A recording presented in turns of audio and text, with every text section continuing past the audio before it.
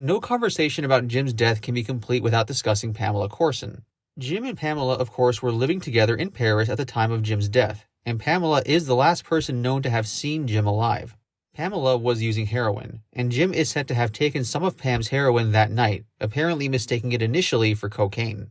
Pamela's main supplier was her other on-again, off-again boyfriend, Jean de Breteuil, a rich French count who, by the way, is said to have also supplied the heroin which killed Janis Joplin.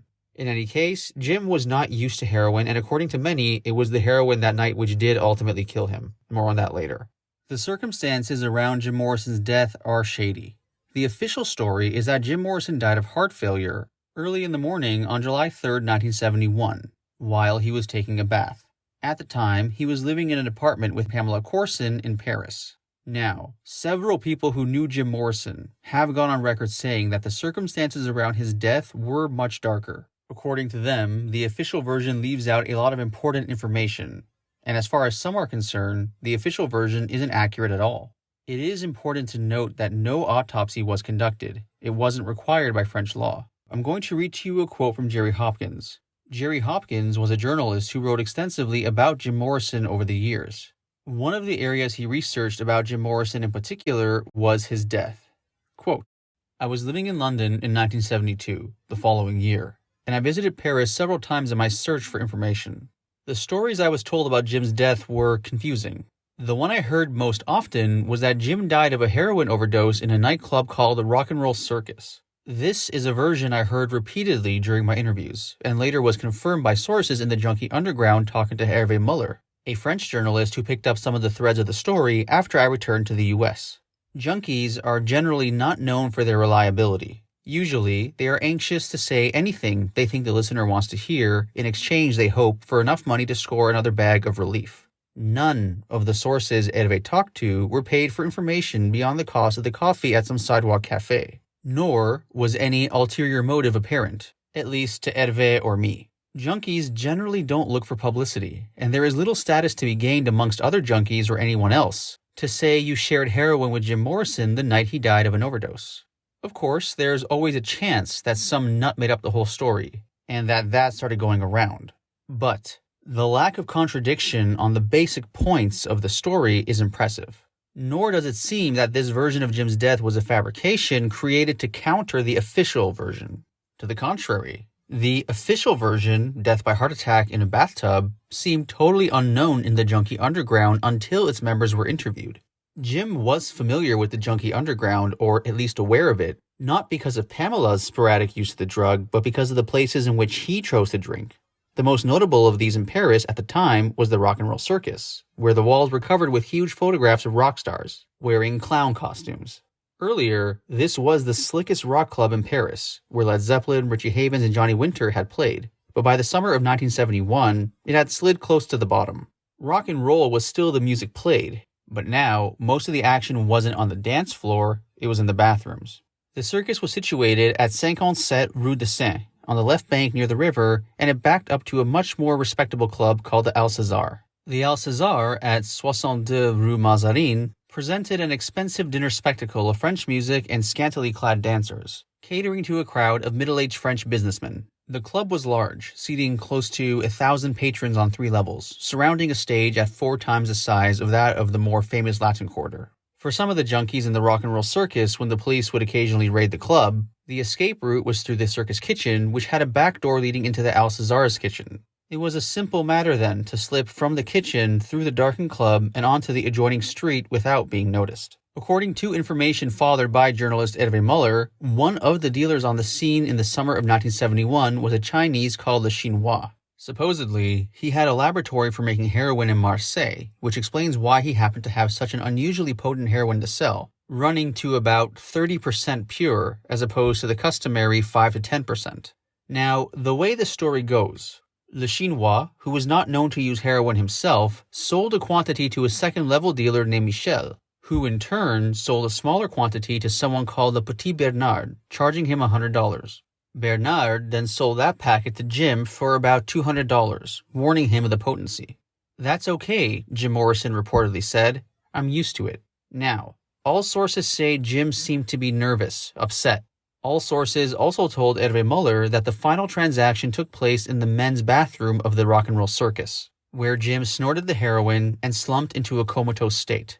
The junkies present heaved him onto his feet between them, then through the adjoining kitchens to the Alcazar and into a cab on the street. At this point, it is generally agreed that Jim was still alive. This is reasonable. In most heroin overdoses, the victim generally dies after 1 or 2 hours of lethargy, stupor, and coma. The way this story ends, Jim was returned to his flat and dumped into a bathtub full of cold water in an attempt to revive him, standard treatment for an overdose, although there is some question about its practicality. That was one version of how Jim died. Of course, it wasn't the only one. In a second, far more innocent story, outlined in a statement given to Paris police the day Jim died, and thereafter described as the official version of the death, Pamela said that she and Jim returned to their flat from the movie theater at about 1 a.m., and that Jim died from heart complications while taking a bath. While writing my book, No One Here Gets Out Alive, I was also picking up other theories right, left, and sideways. Jim had been stabbed to death or killed by someone sticking pins in a voodoo doll. One story had his death part of a serpentine conspiracy connecting the deaths of the Kennedys, Martin Luther King, Jimi Hendrix, and others. Each was more ridiculous than the last. But I didn't believe the official story for a minute, and I didn't feel comfortable with Hervé Muller's carefully researched nightclub toilet overdose. So I reported the many scenarios, a long list that included the possibility that Jim wasn't dead at all, but merely living out an elaborately conceived and brilliantly executed hoax. I believed that this was something with Pamela's help that Jim could have pulled off. In any case, the years passed, and while I remained convinced that Jim was dead, I still didn't know what happened. At the same time, I came to believe that I might have neglected or at least underestimated and misunderstood Pamela's role in Jim's life. I re-interviewed Diane Gardner. Diane had been one of Pam's closest confidants in Los Angeles, and I figured that if anyone knew what happened, or at least what Pam said happened, it was Diane. She said that for several months, Pam walked around talking to herself, rambling and making no sense, and when she did make sense, she blamed herself for Jim's death. I've never seen anyone feeling so guilty, Diane told me. She had tried to devote her whole life to one person. That was it. That was her life. Her whole life was him. And to have that kicked out from under you. As Diane and Pam spent more time together, fragments of the story came together, forming a believable scenario, explaining the source of Pam's guilt. Apparently, Jim and Pam had stopped at one or more sidewalk cafes on the way home from the movie, where Jim consumed several drinks. At home, Jim mixed another drink as Pam lined up some white powder on a tabletop. At this point, Diane is a bit vague. Jim had known about Pam's heroin use, but most agree that apparently he didn't know how frequently she used it. Diane told me that Pam seemed able to use it on a daily basis for a while, then merely stopped, suffering rarely from withdrawal.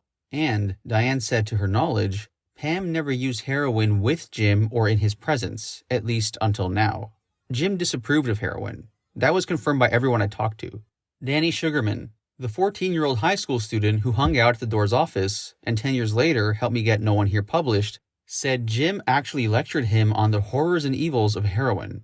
So, Diane told me, when Jim saw Pam bent over a line of white powder, it is possible he thought it was cocaine. Jim liked cocaine. There is no reason to think he would have done anything but smile and join Pam on the couch and inhale the next line of powder. On the other hand, he could have sensed or realized that it was heroin. Diane told me that according to Pam, the talk about Jim's depression was real. His constant drinking only aggravated his depression. There is a theory that his death was a suicide. Diane doesn't dismiss that theory, at least not entirely. She told me that when Jim saw the powder lined up so neatly on the tabletop, he may have known it wasn't cocaine but heroin, and knew the dangers of what lay in its use, especially in combination with alcohol. Danny Sugarman told me a slightly different version of the same story. Danny said, I seem to remember Pam saying something about Jim discovering her heroin. Jim dumped a quantity on the table, deftly pushing it into long, thick lines, probably with the edge of a paper matchbook or a credit card. He inhaled the first line. Apparently, Pam said, Jim, don't do too much. Don't do too much. Instead of saying, Jim, it's smack, because she had been hiding it from him and she knew very well he did not do that. And he did not want her to do it. He saw what heroin did to people. He knew the hazards of it. So, I remember a feeling of guilt from Pam, and an implication that Jim had discovered her stash and Pam said, oh, Jim, it's just coke, which he wasn't really into at that point anyway. and Jim said, "Let's do some." He put it out and snorted it like it was coke.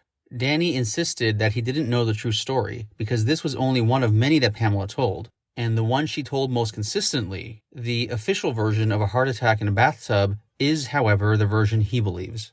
A variation of this story was told by Alain Ronay and Agnes Varda, friends of Jim's in France, to Paris Match magazine in 1991.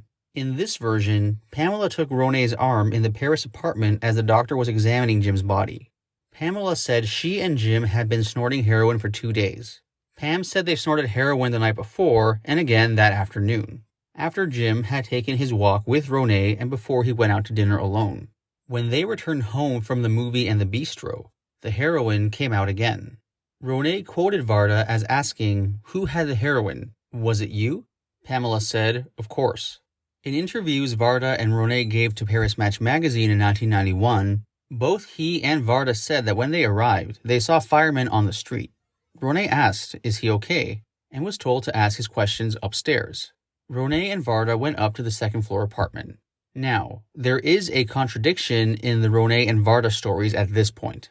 Varda remembers clearly that when they arrived, Jim was still in the tub, surrounded by members of the fire brigade.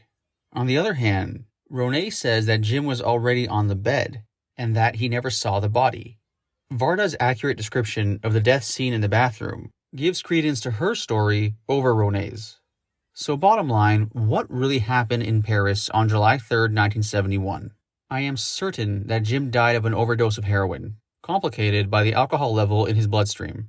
What generally happens when these two drugs come together and deliver their synergistic hammer blow is described as a massive pulmonary oedema, a kind of mega heart attack where the victim, poisoned by the combination, slumps forth spilling from his mouth and nostrils. Of course, no one will ever know. The only person present at the time of Jim's death was Pamela, who may not even have known herself what happened, and if she did, she took the full story to her grave. Obviously, she had something to do with Jim's death. She may have even unwittingly caused it, at least in her own mind, by having the heroin in the apartment and sharing it with him. End quote.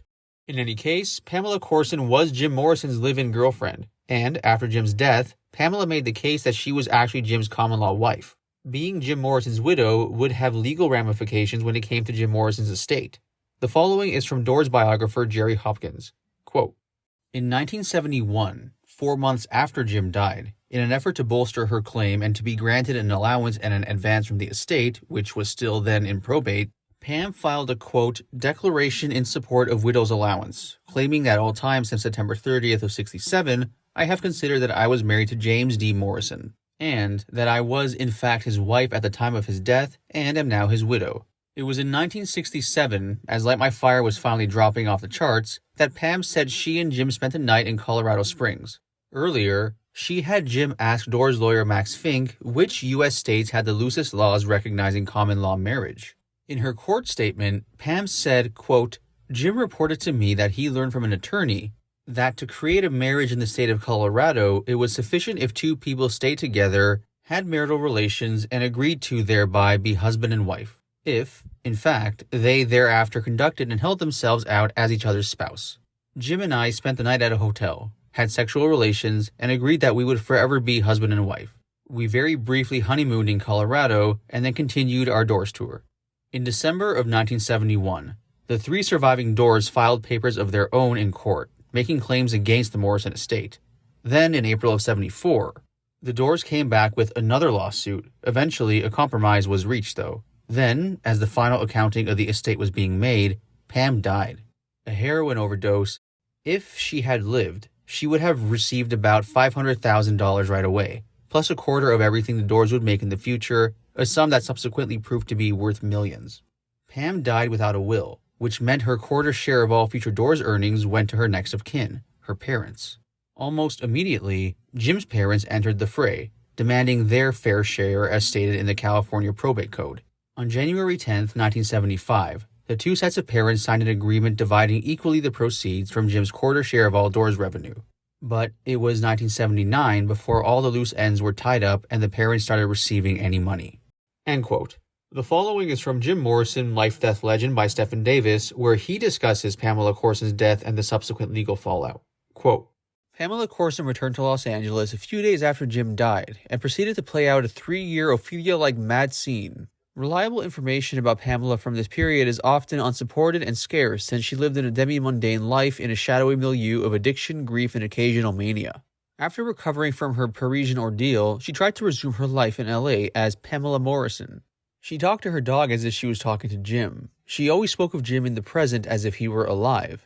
The accountant informed her that Jim's estate, to which she was indeed the sole heir, could not continue to support her boutique, Themis, until the will was adjudicated, which could go on for years. Themis would have to close.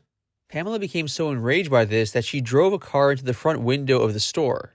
In November of 1971, she filed papers formally claiming the Jim Morrison estate, which was reported to include holdings in oil wells and California ranch land. The other doors immediately sued Jim's estate for what they claimed were large outstanding cash advances that had been paid to Jim. The ensuing litigation left Pamela almost penniless. Pamela relocated to the Bay Area in 1972. She stayed in Bolinas with Ellen Sander for a while. Then she lived with some friends in Sausalito. Racked by crippling spasms of guilt, she would sit for hours by the telephone waiting for my old man to call. Ray Manzarek ran into her in Sausalito and wanted to ask her what happened in Paris. But when she saw him, she swooned in a paroxysm of grief and could only weep in his arms. A bit later, she contacted Jim's literary friend Michael McClure about Jim's remaining poetry. She loaned him the leather portmanteau, which she described as a doctor's bag that contained Jim's poems and notes, each filled in a binder and carefully arranged. McClure later returned the bag, expressing surprise at what he later called a miracle of order, and told Pamela that he felt the works could be published. Eventually, Pamela returned to Los Angeles. She had affairs with a younger rock star and an older French diplomat.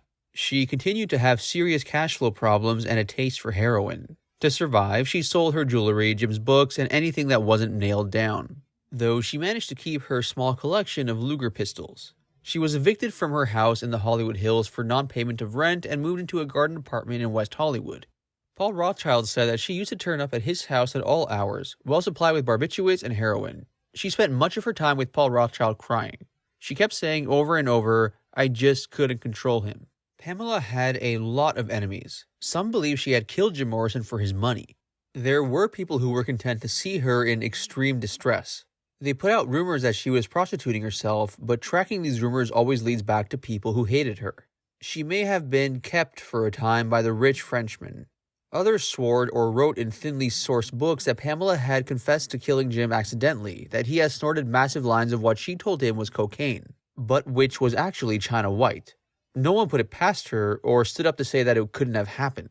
The Doors litigated Pamela for years. She had no money at all and had to be supported by family and friends. Lawsuits flew like bats at sunset until early 1974, when it looked like there would be finally a settlement. Then the Doors sued the estate again, prolonging the agony. In April, the court recognized Pamela as James Douglas Morrison's lawful heir, and a full settlement was reached with the Doors.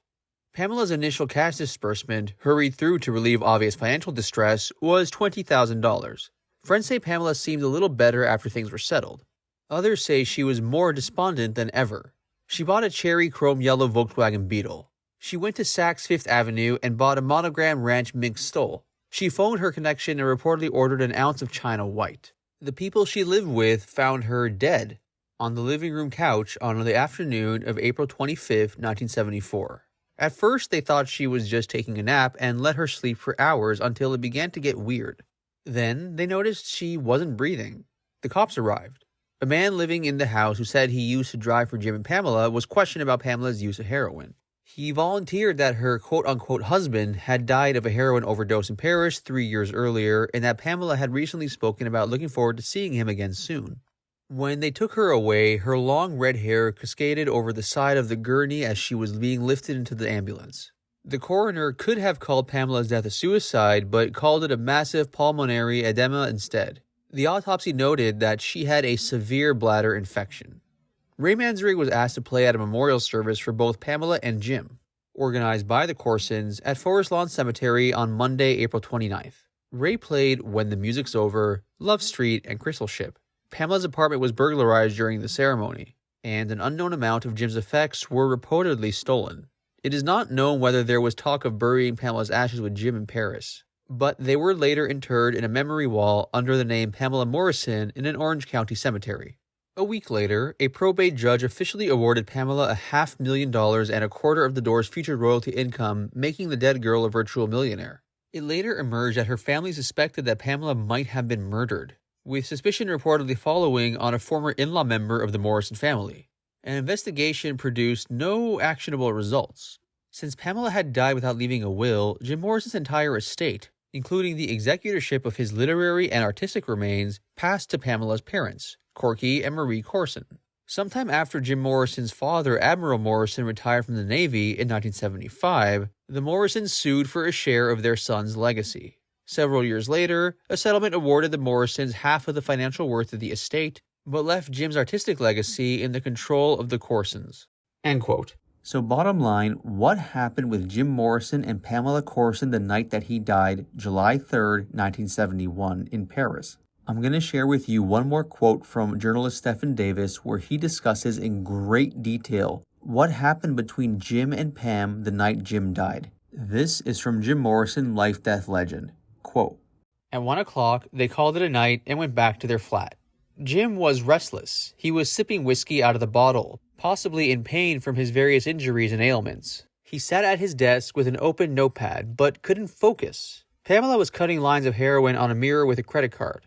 They both began snorting the drug using rolled-up money. Jim started threading Super 8 films of their travels into the projector. Pamela said they sang together as they watched their dark, jerky, out-of-focus movies of Spain, Morocco, and Corsica on the wall. Jim, according to Pamela in all her narratives, played old Doors records, even The End, far into the night. Between reels, they broke for lines of the strong Chinese drug. If the neighbors can be believed, early that morning, Jim Morrison became very upset. Raging, he opened the apartment's door and went into the hall before someone dragged him back in and slammed the door. A year later, the woman who lived directly upstairs told Philippe and Zozo that on the night her friend had died, she had been awakened by a disturbance. She had opened her door with the chain on and had looked out to see Monsieur Douglas, aka Jim Morrison, naked and screaming on the staircase. According to Pamela, Jim started coughing again and had trouble clearing his throat. Pamela eventually told Jim they should go to bed. It was 3 o'clock on Saturday morning. Jim asked Pamela for another line or two before bed. It was her stuff bought from Jean, and at home she was the one who handled it, although she also maintained that Jim had his own stash as well. Jim was still awake when Pamela nodded off in a heroin stupor. She woke up maybe an hour later. It was 4 o'clock in the morning and very dark. Jim, lying next to her, was gurgling horribly. It sounded like he was drowning in his own mucus. But she had heard this before and tried to wake him up. She couldn't rouse him. She slapped his face, nothing. She hit him hard again and again until he began to come to. An awful scene now ensued. Rousing himself in obvious pain, Jim staggered to the bathroom. Someone, Pamela couldn't remember who, turned on the water in the tub, and Jim lowered himself in. Pamela went back to bed and passed out again. She awoke in a cold sweat to terrible retching sounds. Jim Morrison, still in the bath, was now vomiting up chunks of pineapple and vivid clots of blood. Pamela rushed into the kitchen, fetched an orange Le Creuset saucepan, and ran back into the bathroom. Jim vomited some more into the saucepan. When the nausea passed, she flushed the stuff down the toilet. She later said she thought she had to empty and wash out the basin 3 times. She said that Jim now told her he felt better and to go back to sleep. Sometime around 5 o'clock, as the sky was turning light, Pamela Corson, overcome with heroin fatigue, fell back into bed. As she was drifting off, she thought she heard Jim calling out to her, "Pamela, are you there?" Perhaps an hour later, Pamela woke up again. Jim hadn't come back to bed. Morning light filtered through the covers of the windows. She got up and went to the bathroom. The door was locked from the inside. She shouted at Jim, rattled the heavy door, but there was no response. At 6:30 on Saturday morning, Pamela called Jean de Breteuil, who was in bed with Marianne Faithfull. Marianne was stoned, but remembered when the call came in. "I gotta go, baby," Jean said. That was Pamela Morrison. That woke Marianne up. "Jean, listen to me. I've got to meet Jim Morrison." "Not possible, baby. Not cool right now, okay? Je t'explique later. I'm right back." He was at the flat within half an hour. Pamela, dressed in her white silk jalaba, was out of her mind and incoherent. Jean calmed her down, broke a glass pane in the bathroom door, turned the lock, and let himself in. They found Jim Morrison dead. Still, in the bathtub. Blood was still drying under his nose and mouth, as if he had violently hemorrhaged. There were 2 large and lividly purple bruises on his chest. The bath water was dark pink, as if Jim bled out until his heart stopped. Pamela later said that he looked relaxed for the first time in months, his head turned slightly to his left, a slight smile on his lips. He had such a serene expression, Pamela said later, if it hadn't been for all that blood. Pamela started slapping Jim, talking to him, freaking out. Then she got halfway into the tub with Jim before Jean pulled her away and dragged her out of the bathroom. With cool calculation, amid terror and considerable anguish, Jean told Pamela that he was leaving town. Janis Joplin, who had OD'd on the heroin that Jean sold her, was one thing. Jim Morrison was another. The Paris police had already opened a dossier on his drug-dealing activities. Jean told Pamela that now they all had to get out of Paris as soon as possible. He and Marianne would leave for Morocco that night. Jean told Pamela that if she could get to Morocco, where his family had great influence, he would be able to protect her, if any legal questions arose. Jim had no track marks on his body. Autopsies were only performed in France on suspicion of murder. Jean told Pamela that police would soon be in the house and to flush any drugs she had. She could tell the medical examiner that Jim had heart disease. Pamela asked Jean what to do next. "Call your other friends," Jean said. "Get them to help you. I will see you again before I leave. I'm sorry, darling. I love you. Goodbye." Jean de Breteuil left 17 Rue Beautreillis around 7:30 on Saturday morning. Pamela padded back into the bathroom to talk things over with Jim Morrison, who had died alone about 90 minutes earlier at the age of 27. No one knows for sure where Count de Breteuil went after he left Pamela alone with Jim Morrison's body soaking in the bathtub. After several hours, he arrived back at l'hotel where Marianne Faithfull was waiting. She said that he was stoned but also very agitated. He woke her and she asked what had happened. Jean then dragged her out of bed and beat her up. When he had finished, Marianne lit a cigarette. "Get packed," he growled. "We're going to Morocco. I want you to meet my mother." "But we just got here," Marianne replied. Jean didn't care. Marianne was getting the picture. They were blowing town fast. "What happened there?" she asked. Jean replied by saying, "Shut up." Marianne now got it. Marianne recalls the following. Jean was scared for his life. Jim Morrison had OD'd and he had provided the smack. Jean saw himself as a dealer to the stars. Now he was just a small-time heroin dealer in big trouble. He was very young. Had he lived, he might have turned into a human being. There is one clue as to the Count's movements after he left Pamela.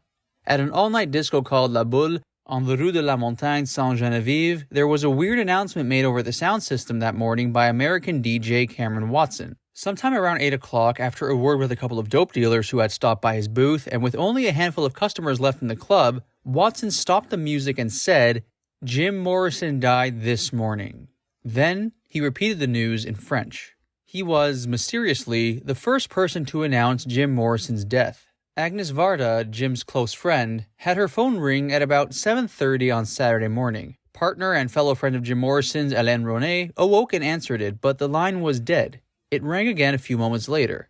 Monique Godard, the yoga healer, was calling to say that she was leaving Paris that day, but during the night, she had a feeling that Ronet's American friend, Jim Morrison, who she was introduced to, had to see a doctor immediately. She said, "If your friend wants my help, he must see a doctor first. Does he take drugs? Does he have circulatory problems?" Ronet said he had contacted her to help Pamela, not Jim. In response, she said the following. "Her? I would never take her on, never. Listen, your friend must see a doctor immediately. I feel these things. It could even be too late." Ronet asked Godard if she had called a few minutes earlier, but she said no.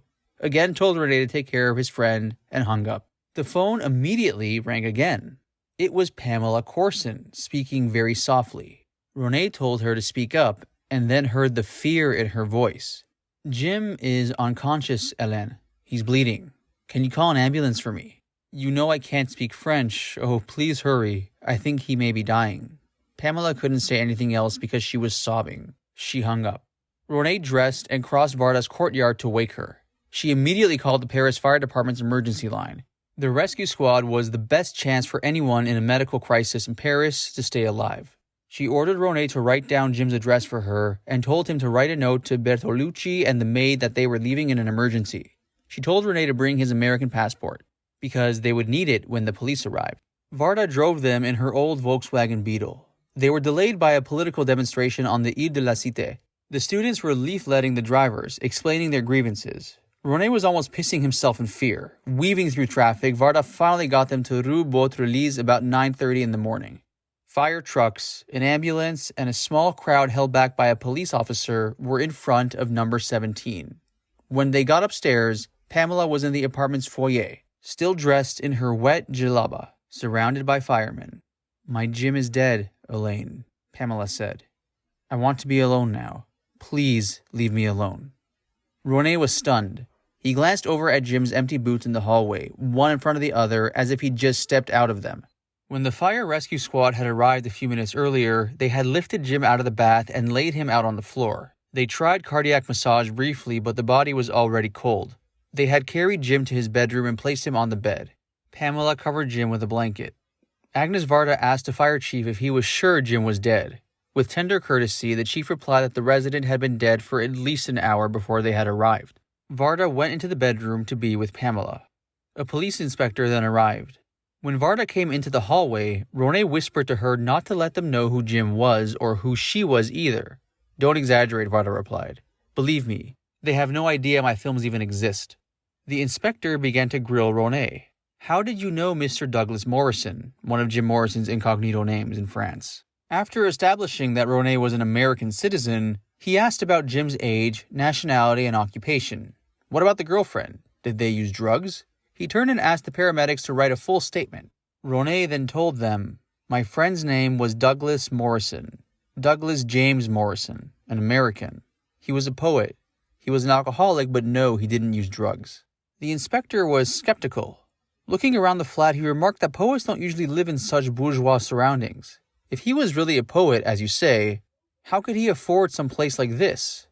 René replied that Mr. Morrison lived on a private income, then pleaded that he was traumatized and couldn't answer questions. The inspector backed off a bit and said that if the medical examiner's report was satisfactory, the police would certify a death certificate and a burial permit. Otherwise, there would be an inquiry. Then he left. The bedroom door was closed. A hotel sign brought back from Morocco hung on the doorknob. It read, "Do not disturb" in French and Arabic. Suddenly, the door opened and all the firemen filed out and left the apartment. They were now alone. René couldn't bring himself to go in. All he saw were Jim's bare feet hanging off the edge of the bed. Pamela came into the hall, still in her djellaba. René told her he had reversed Jim's name for the police, and she said she had done the same thing. Agnes then came out and took them into the salon. "Tell us what happened," René urged Pamela. "We won't be alone much longer." Pamela began to pick at the embroidered silk threads of the sleeves of the djellaba. They went to the movies, she said. They ate and came home. They sniffed heroin. Varda asked, "Who had it? You?" "Of course," Pam answered, almost proudly. "I'm the one who holds it." She turned to René and said, "Hélène, why haven't you seen him yet? My Jim, man, he's so beautiful. You should check this out. Go see." René ignored her. What happened next? Pamela told them about the films, the records, the coughing and breathing problems, and the crisis that led Jim to the bathtub. She left out the mad scene in the hallway, the bathroom door locked from the inside, and the involvement of Jean de Breteuil. Both women began to weep. Agnes, overcome, took Pamela's hand. The telephone rang. Varda said something about the phone possibly being tapped. The caller was Jean de Breteuil. René went out to buy cigarettes. The ambulance was still in front of the building. A few people were still gathered, gossiping about the young foreigner they had often seen walking through the corridor for the past several months, who had died in the night. There was still no idea of who he really was. But two long-haired young dudes in silk scarves and leather jackets were loitering as well, and they followed Elaine up the steps. They introduced themselves as Jean and Jean-Louis and asked to see Pam. When René protested, Jean said, "Look, she called me, and I know everything." Varda appeared, ready to brook no nonsense. "I lived with Pam for 6 months," the Count blurted. "She wants to see me." Varda told him to get out, but Pamela emerged from the bedroom. She called the Count to the other bedroom. They sat on the bed and talked for a while. René interrupted them. There would be a scandal if the Count was there when the medical examiner and the cops arrived. They had to get Jim buried before questions could be asked. As he was leaving, Jean told René that both his London digs and his Moroccan homes were at Pamela's disposal. On his way out, the Count tripped over something that was under the carpet of the foyer. It was a hash pipe. Jean put it into his pocket and left with his friend. That evening, he and Marianne Faithfull took the night flight to Casablanca. Back at the flat, Pamela assured Ronay that all the dope had been flushed. She went into the bedroom carrying a pile of papers and copies of An American Prayer and locked them in Jim's desk. Agnes said she wanted to leave before the medical examiner arrived and told Pamela that she could stay at her house. When Varda left, Pamela started to burn papers in the fireplace. Anything with Jim's name on it went up in smoke. She also burned some of her own letters, a journal, and files relating to Jim's various arrests in Los Angeles. Ronay said he thought the cops would smell the fire on what was turning out to be the hottest day of the summer and ask questions. Pamela didn't care. Some of her letters, she explained, were like diary entries about Jim and drugs. She then produced an application for a marriage license from Denver from 1967. She asked, "Will they accept this? Do they know English?" Ronay assured her that it wouldn't work. Next, Pamela broke into Zozo's padlocked bedroom with the fireplace hatchet and emerged wearing a full-length mink coat. "It's mine now," she told Ronay. "I'm taking it with me. She'll never give me back all the money we paid her in advance." Ronay said later that he convinced Pamela that she was in enough trouble already and she hung the fur coat back in the closet. The doorbell rang. It was the doctor, a short, stocky, middle-aged man carrying a black bag. "Where's the corpse?" he asked. Ronay pointed to the bedroom. Following legal procedure, the doctor demanded that Ronay accompany him to lay out the body. Ronay begged off because he didn't want to see Jim, but Pamela then appeared, apparently in a trance. Speaking in an artificial voice, she took the doctor's arm. "This is my very beautiful man, sir," she said, as she took him into the bedroom. The exam was completed in less than 5 minutes. The doctor came out and asked Ronay to translate Pamela's answers to his questions. He asked for Jim's age and was shocked when he was told he was 27. "I was going to write 57, the doctor told Ronay. He asked if Jim ever used drugs and was told no, never. Ronay tried to tell him about the coughing spasms, but the doctor waved him off. "All right, I understand," he said. He filled out a form and handed it to Ronay with an envelope. "Take this to the civil registry of the 4th arrondissement," he said, "and show it to the clerk. They will give you the death certificate." Then he offered his condolences to Pamela and left abruptly. It was now around noon. Ronay said that they then went to get something to eat. Then they went to get the death certificate. The office, though, was closed, so they came back later. The lone woman on duty on a sleepy Saturday afternoon scanned the papers and told them that their request for a death certificate due to natural causes would be denied. She made a phone call and handed the receiver to Elaine. The prefect of police angrily told Ronay to get back to number 17 within 10 minutes. The police arrived half an hour later. They found Pamela sitting demurely in the bedroom next to Jim's body. She was holding hands with Jim, talking to him quietly. The inspector, Captain Barry, was brisk and unsympathetic. Jim had been cleaned up with no traces of blood or any needle marks. The police quickly inspected the apartment and found nothing. The fresh ashes in the fire grate went unnoticed, but Captain Barry was bothered by the scene. He obviously smelled something very wrong and 20 years later told an interviewer that he thought Mr. Morrison had overdosed on drugs. He arranged for the senior medical examiner to arrive later to look at the corpse. Finally, he told Pamela that if the new doctor found nothing amiss, they would receive the death certificate and burial permit. Ronay asked when they could remove Jim's body. Captain Barry replied that they couldn't. It might have to be sent to the police morgue for analysis. The corpse will remain here until further instruction, he told Ronay. The only problem will be the heat of the next few days. Ronay protested that this would inflict great cruelty on Pamela, but the officer was unmoved. He said certain normal arrangements for this would be made, and that they now had to come with him to the Quartier de l'Arsenal police headquarters to make a statement. Pamela and Ronay sat in the back of the police sedan. Ronay whispered to Pamela to cry a lot and make it look good. In an office upstairs, a triplicate official form was rolled into the typewriter and Pamela began telling her story in English, which the inspector now told them he knew perfectly well. Pamela perked up a bit and spoke with some animation. She said that the movie they had seen was called Death Valley. She left out the heroin, Jim's outburst, and the count, so she blundered into several inconsistencies and mistakes. As police sirens sounded outside, Ronay was afraid she was telling too much and could get herself in trouble now. "So," the inspector asked, disgusted, "you abandoned him 3 times to empty the basin you said he vomited in? 3 times? And where did you empty and wash the basin?" Pamela said the sink, which Ronay thought was the wrong answer. The inspector looked at her sharply. When she described her violent efforts to arouse Jim by hitting him in the face, Barry shook his head in obvious contempt. Turning to Ronay, he fired off questions in French. "Let's get this finished. What was this girl to him? Ronay answered, she was practically his wife. The cop wrote concubine, the official word for unmarried spouse. Did they have sexual relations the night he died? Pamela answered no. Finished typing, Captain Barry told him to go back to the apartment to receive the new medical examiner. Once inside the flat, Pamela had a fit. She shouted at Ronay that she couldn't understand what was going on, that he had to make her understand what was being said. Ronay was scared for himself as well.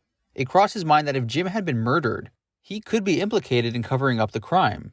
He didn't yet know that Pamela was Jim's sole heir. It's possible also that Pamela didn't know either. Ronay, trying to control his emotions, told Pamela that she just had to trust him.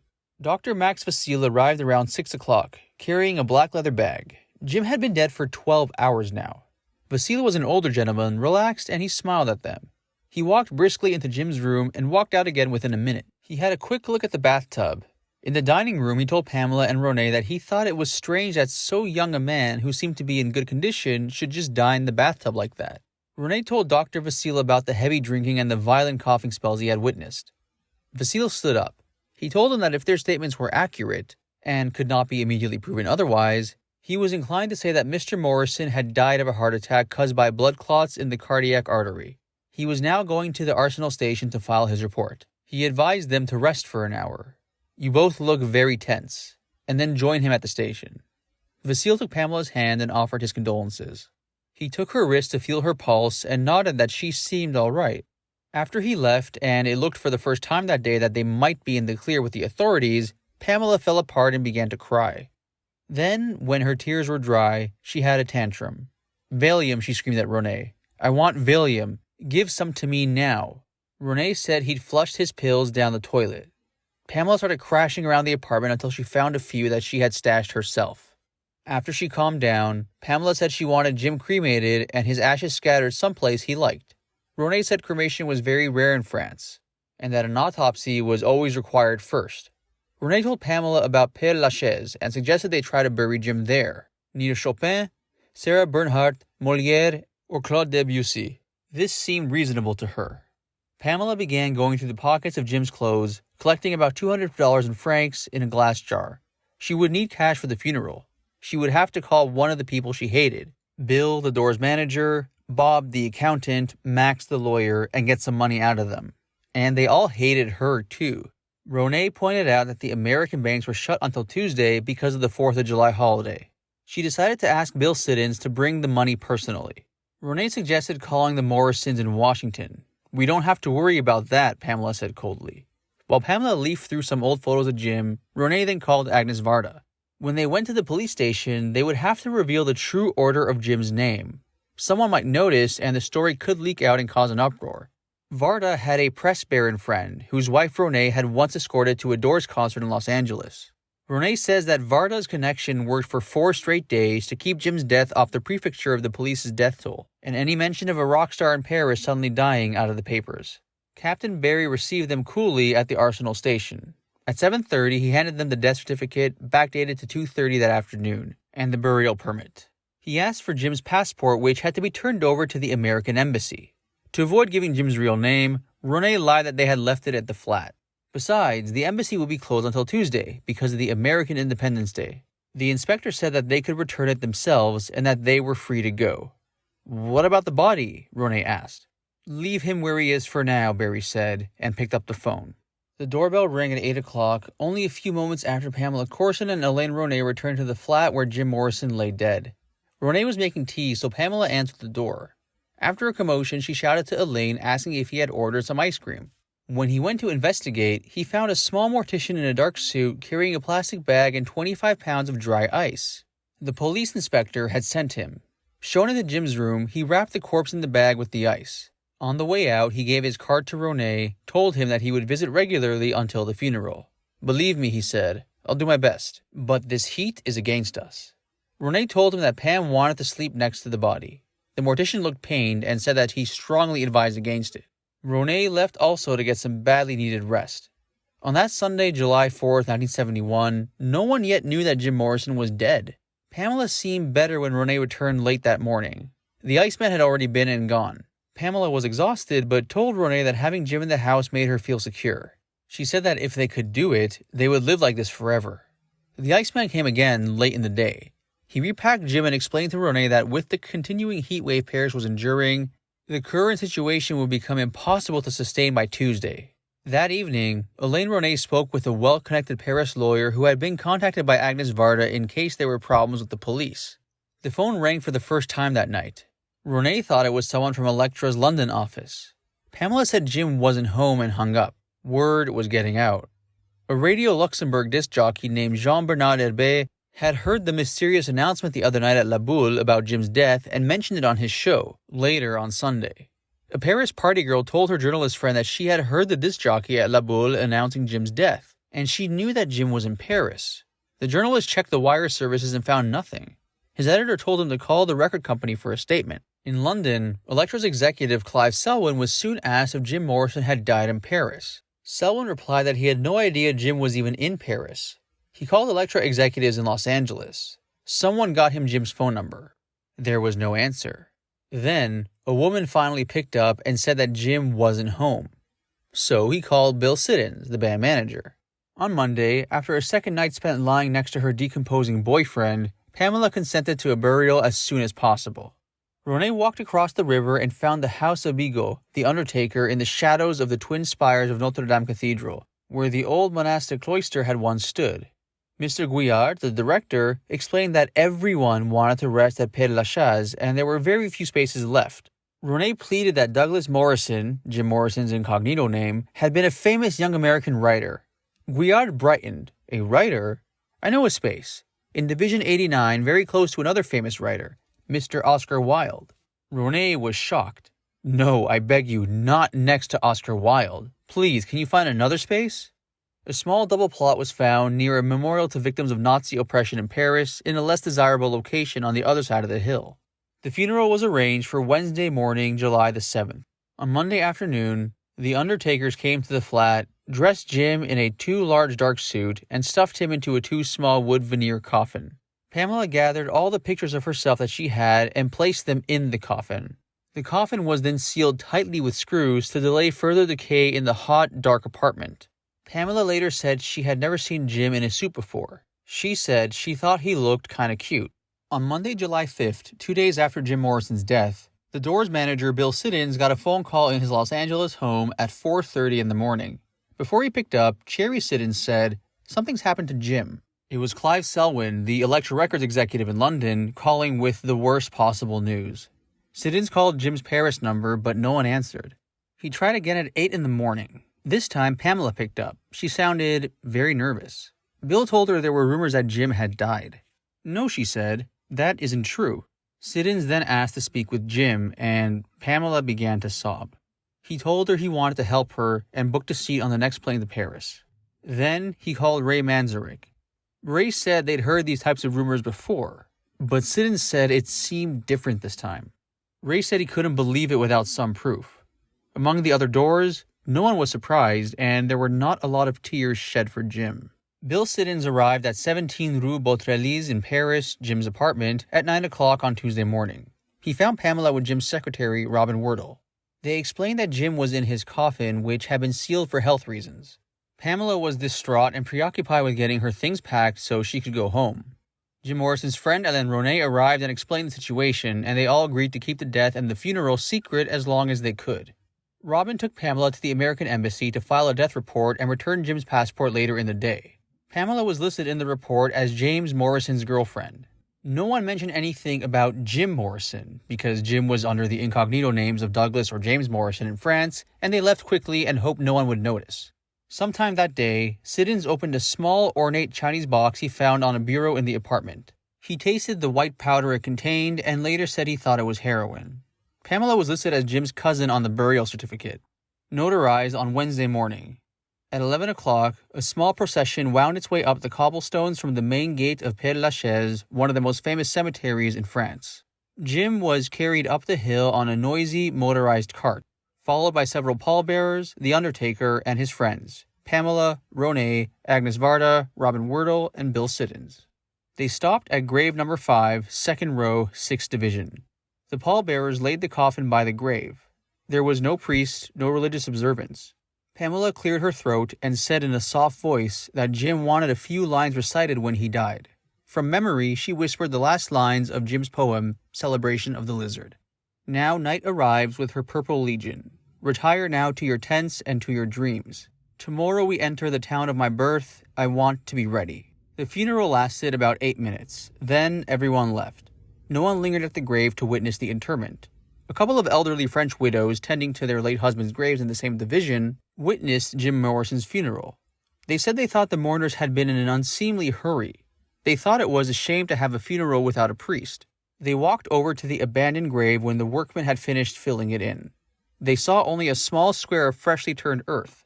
There was no headstone, and there would be none for many years. One of the women brought over a faded plastic rose from a nearby grave and laid it on Jim Morrison's.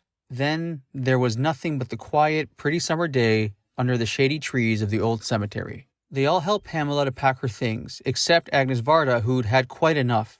Jim Morrison's death inspired the critical scene in The Last Tango in Paris, filmed shortly afterward, in which Marlon Brando's character speaks to the laid-out corpse of his wife who has killed herself.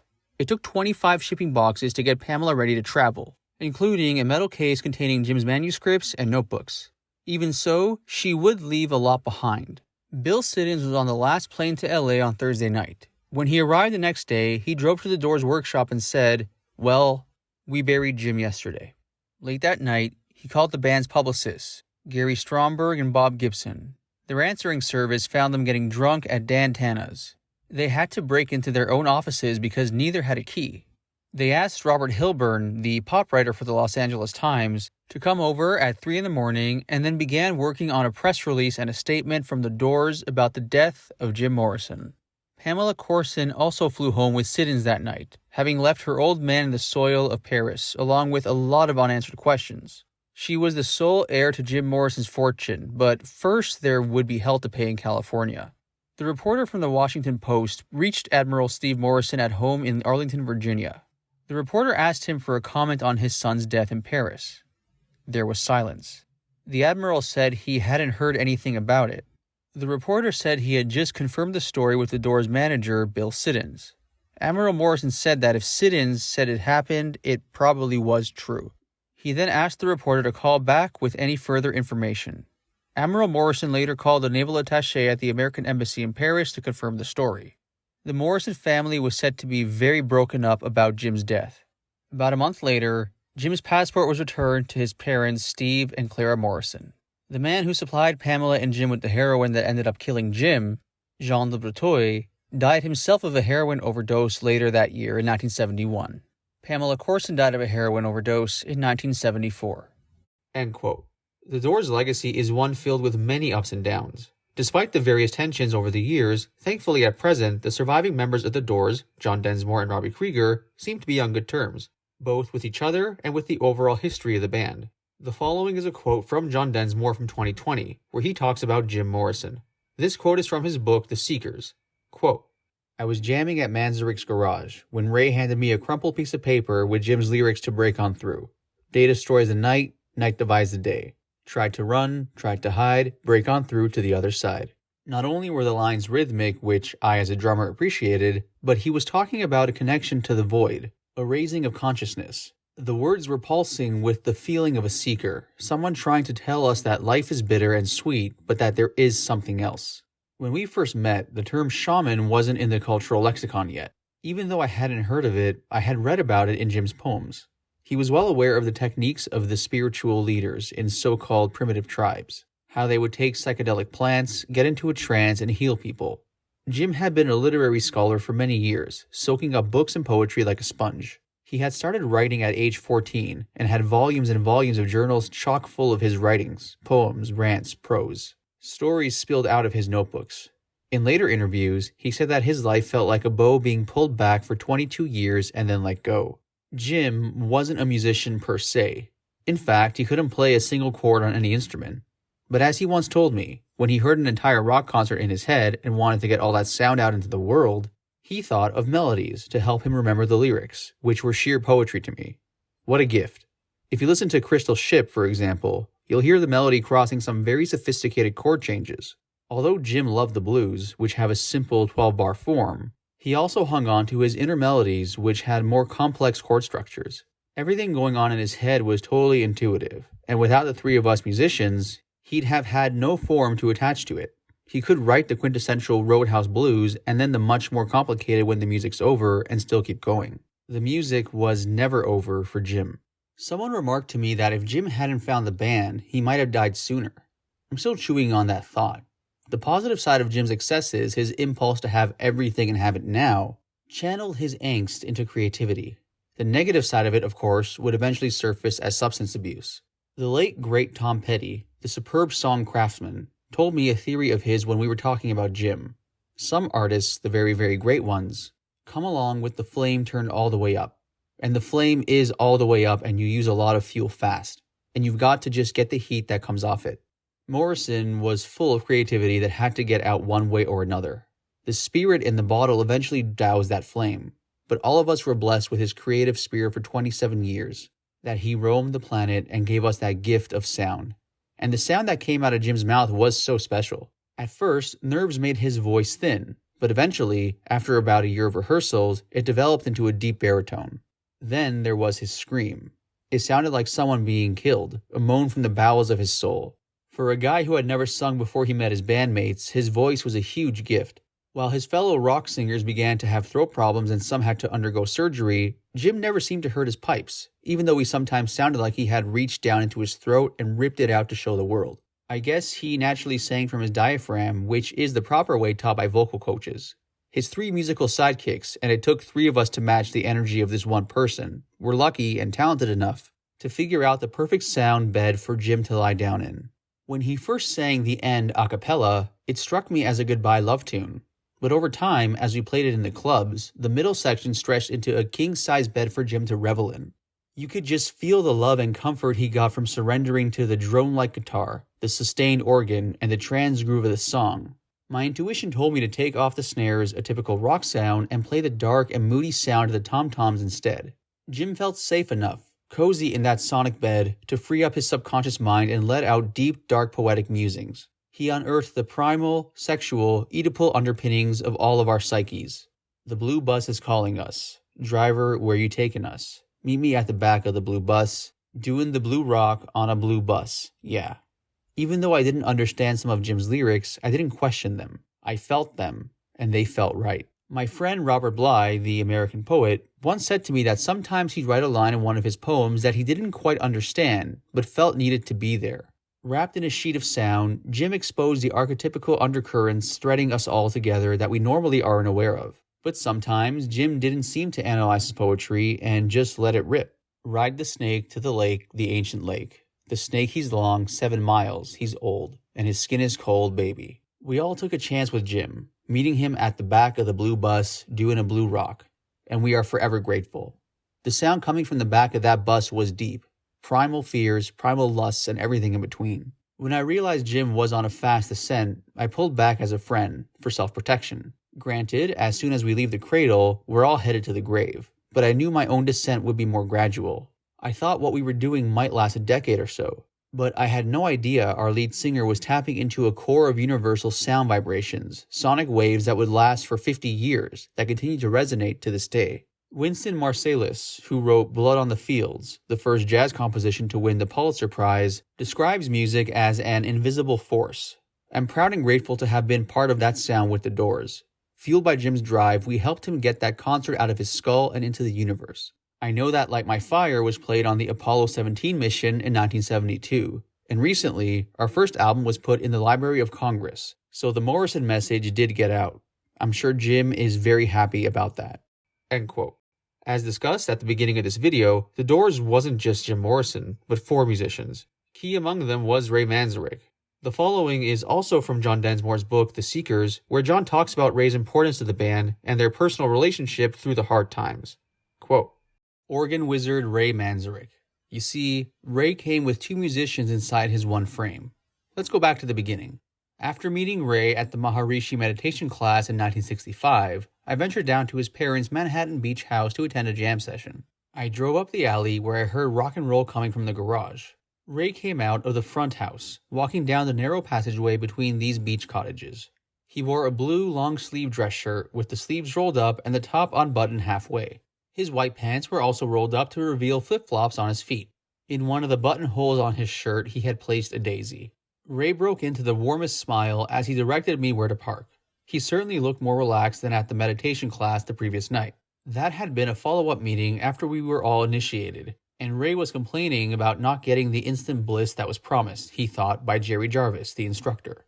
I knew meditation wasn't going to have effects instantly, so I was willing to try it for a while and see how it went. In any case, Ray and I broke the ice when we started talking about our mutual love of jazz. I told him that I had seen all the greats at the Manhole in Hollywood. Miles, Coltrane, Art Blakey, Cannonball Adderley, Bill Evans, and so on. Bill Evans? Ray exclaimed. He was jealous. His genius was in the touch, I waxed. Yeah, Ray agreed, adding, Miles got crap for having this mellow white guy in the band, but he knew how good he was. Yeah, man, Miles doesn't take crap from anybody. Do you know all blues? I prompted. Let's do it, Ray said enthusiastically. Now we would break the ice musically. The tune is in 3/4 time, a waltz tempo that is a good test of whether a musician can swing. Ray and I locked immediately. It felt good. A major component of jazz is improvisation, which forces you to stay in the moment because you never know what will be coming up. There's a lot of freedom and space available as you improvise around the chord changes. In jazz improv or in guitar rock solos, mere speed doesn't guarantee the most creative solo, thank goodness. It's a balance between sound and space, between lyricism and virtuosity. It's about breathing in and breathing out. Sometimes it's cool to show your stuff, demonstrating how fast you can play. But when it comes organically out of an entire solo, it's better. Kind of like being human. Sometimes we have to run, sometimes we get to chill. You can read about what happened after that jam session in all the other Doors books.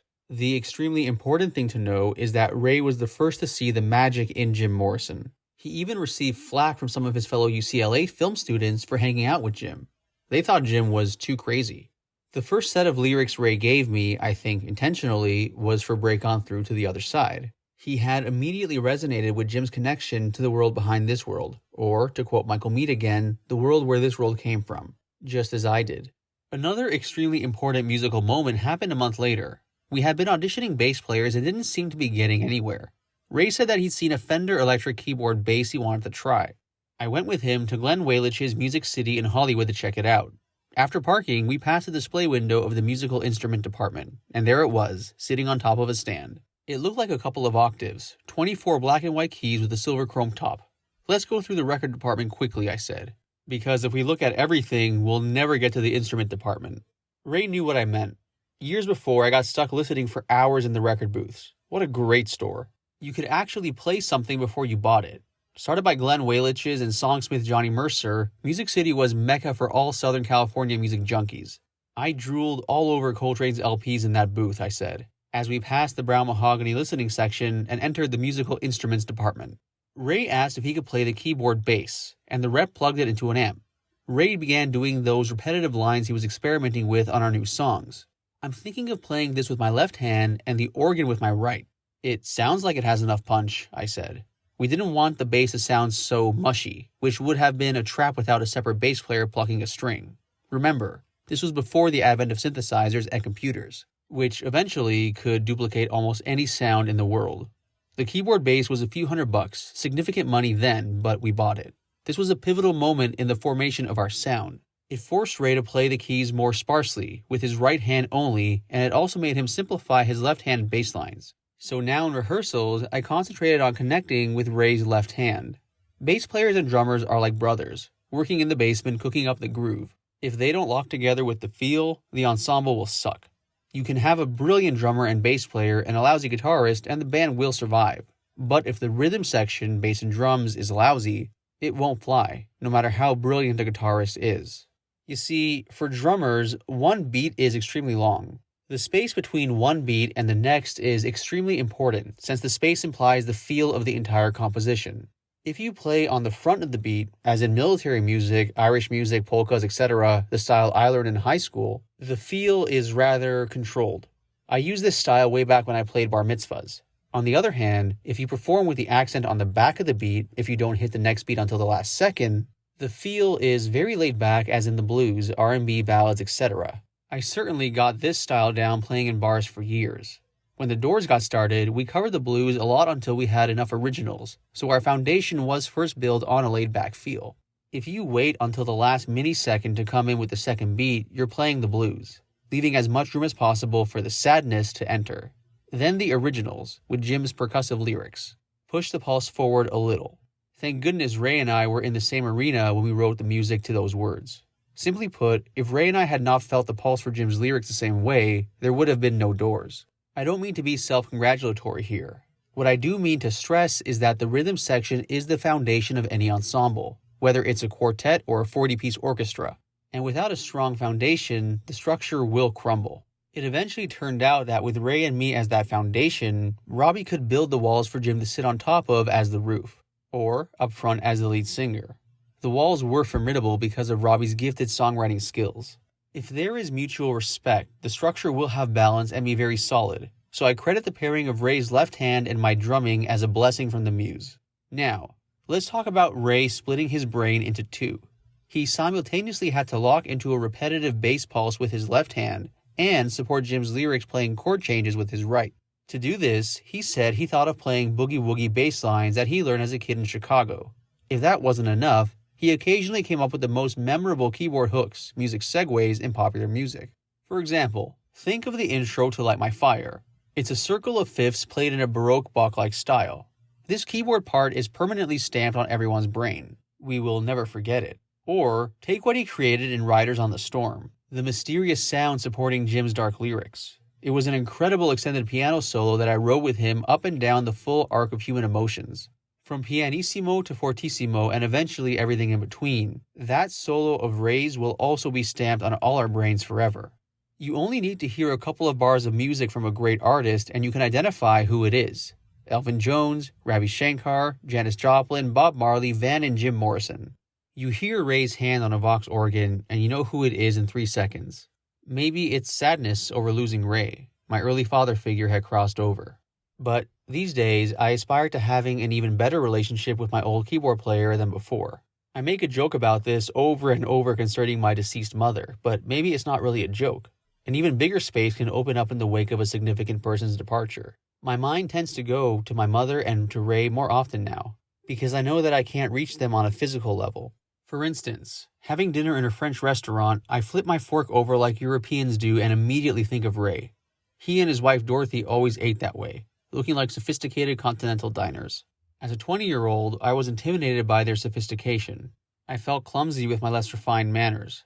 My self-esteem did get a lift, however, when we toured France. My simplified French served me well, while Ray and Dorothy retreated into silence. When I was young, I aspired to be like the extremely cultured Ivory Tinkler in our band, and I'm still working on it. Back then, Ray was exceptionally well-read, and now I'm catching up. He is still my teacher, now more than ever. I recently had some medical issues around my abdomen, burst appendix, the same area of the body that took Ray out. My compassion for him has increased twofold, now that my own experience has made me more aware of how he must have suffered. Okay, I'm sure some of you readers right now are thinking, it's sweet that John is talking to the dead Ray, but let's get real. There's no actual communication once people you knew break on through to the other side. All I can say is, it's more than just mental candy, this expectation that I'm going to jam again with Ray in that big band in the sky. Musicians are serious when they talk about all the incredible musicians now playing in God's orchestra. There's a very deep bond between melody makers. Check out Ray's solo record, Golden Scarab, to see clearly into his metaphysical side. Now I sound like my devout Catholic mother, who is going to see all her friends in heaven. It's a mystery to me, a great mystery, with a capital M. Maybe that's why Ray had a giant Art Deco poster with a big M in the middle. Of course the M stood for Manzarek, which implies he had a large ego. When I challenged Ray in my first memoir that he might be working the Willy Loman beat a little too hard, the selling of the Doors, he got back at me in his own book by saying that Jim had hated me as a human being. Jim might very well have said that, probably while tripping, and maybe because I didn't do as many drugs as he did. But you see, Jim and I are okay with that now. I sacrificed over 5 years of my life trying to preserve Jim's legacy through a brutal court battle. It's amusing, or rather prophetic, how in Riders, I used what I thought was just a technique to communicate with Jim, writing him a continuing letter in the first person as if he could hear me even though he had passed. Now, I feel the love energy not only with Jim, but with Ray too. Toward the end of our career, a philosophical gap grew between Ray and me. You can read all about it in The Doors Unhinged, but here it suffices to say that I was so angry at him, I felt it would take several incarnations to forgive him. Now, writing Unhinged helped. As I wrote the last chapter of that book, how could I not love Ray? We had created magic together in a garage so many years ago. I sent that last chapter to Ray and Robby before the book was published, to make sure they got to that section, because the first half was going to be a tough pill for them to swallow. But even among those philosophical and personal struggles, the two of us never lost the almost telepathic communication we had on the musical level. He was comfortable, as I was, with venturing outside traditional rhythmic and chord structures, but he also knew that eventually you had to get back or you would leave the cosmos and your audience behind. When to come back is the question, and that is one that can only be answered intuitively.